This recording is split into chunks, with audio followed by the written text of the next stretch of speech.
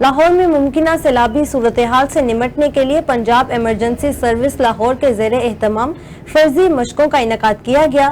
Secretary emergency services doctor رضوان نصیر کی ہدایات پر فرضی سیلابی مشقوں کا انعقاد کیا گیا۔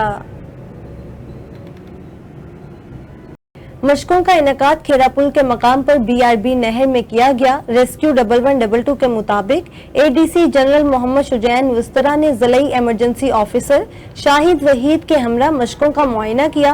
مشقوں کا مقصد محکمہ جات کے مابین ہم آہنگی کو بہتر بنانا ہے۔ Muhammad Shujaat Wastra additional deputy commissioner general Lahore کا کہنا تھا، مؤثر حکمت عملی اپناتے ہوئے ادارے باہمی ہم آہنگی سے متاثرین کو بروقت ریلیف فراہم کر سکتے ہیں۔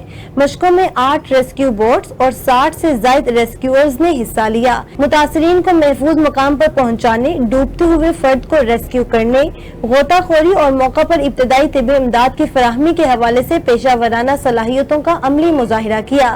مشقوں میں rescue 1112، health department, live stock اور ضلعی انتظامیہ لاہور کے علاوہ کمیونٹی ایمرجنسی رسپانس ٹیموں نے بھی شرکت کی۔